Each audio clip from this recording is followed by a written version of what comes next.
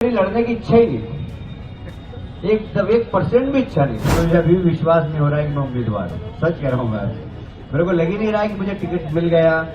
जल्द ही मध्य प्रदेश में विधानसभा चुनाव होने वाले हैं और उससे पहले लिस्टें फाइनल हो रही हैं, लेकिन टिकट मिलने पर राजनीति गरमाई हुई है। बीजेपी के राष्ट्रीय महासचिव कैलाश विजयवर्गीय और उनके बेटे को लेकर इस समय सबसे ज्यादा चर्चाएं चल रही हैं कि पिता को तो टिकट मिल गया लेकिन बेटे का अटक गया। बेटे के टिकट पर पेच फंस गया है। आइए जानते हैं कैसे। दरअसल बीजेपी ने दूसरी लिस्ट जारी की और इंदौर में असमंजस की स्थिति पैदा हो गई। एक और कैलाश विजयवर्गीय टिकट मिलने से हैरान है तो दूसरी ओर उन्हीं के बेटे परेशान हैं। पार्टी के एक परिवार एक टिकट फॉर्मूले की वजह से कैलाश के विधायक बेटे आकाश को आशंका है कि उनका टिकट कट सकता है, क्योंकि पार्टी ने उनके पिता को मैदान में जो उतार दिया है। इसलिए उनके समर्थक भोपाल में बीजेपी दफ्तर कूच कर गए। उन्होंने पार्टी नेताओं पर दबाव बनाने की भी कोशिश की।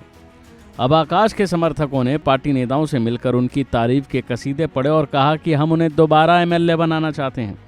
लेकिन देखने वाली बात होगी कि क्या पार्टी कैलाश विजयवर्गीय के बेटे आकाश को टिकट देगी या नहीं। इससे पहले टिकट मिलने पर कैलाश विजयवर्गीय ने हैरानी जताई। सुनिए। एक नंबरी कार्यकर्ता सब मिलकर इस विधानसभा को विकास में एक नंबरी बनाएंगे ना। तो मैं आपको विश्वास दिलाता हूं, मेरे को जितना समय मिलेगा मैं आऊंगा, जितने दरवाजे जा पाऊं जाने की कोशिश करूंगा। नहीं जा पाया तो आपकी जवाबदारी है कि विधानसभा क्षेत्र क्रमांक 1 का एक भी दरवाजा छूटे नहीं।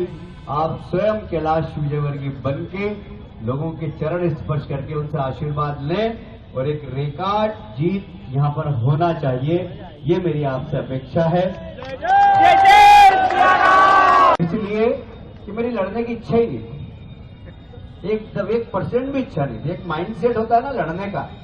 अपने को तो जाना भाषण, अब बड़े नेता हो गए, अब हाथ जोड़ने का जाएंगे तो भाषण देना और निकल जाना, भाषण देना और निकल जाना, ये सोचा था हमने तो प्लान यही बनाया था कि रोज 8 सभा करनी है, 5 हेलीकॉप्टर से और 3 कार से। इस प्रकार रोज 8 सभा करनी है इस पूरे चुनाव में, और ये सब प्लान भी बन गया था।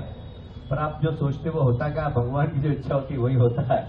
तो भगवान की ऐसी इच्छा थी कि मैं चुनाव लड़ूं, एक बार फिर से जनता के बीच में जाऊं, तो ईश्वर की इच्छा थी तो मैं एक बार फिर से उम्मीदवार। मुझे अभी भी विश्वास नहीं हो रहा है कि मैं उम्मीदवार हूँ। सच कह रहा हूँ मैं, मेरे को लग ही नहीं रहा है कि मुझे टिकट मिल गया और मैं उम्मीदवार बन गया।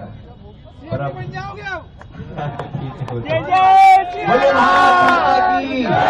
भारत माता की, भारत माता की।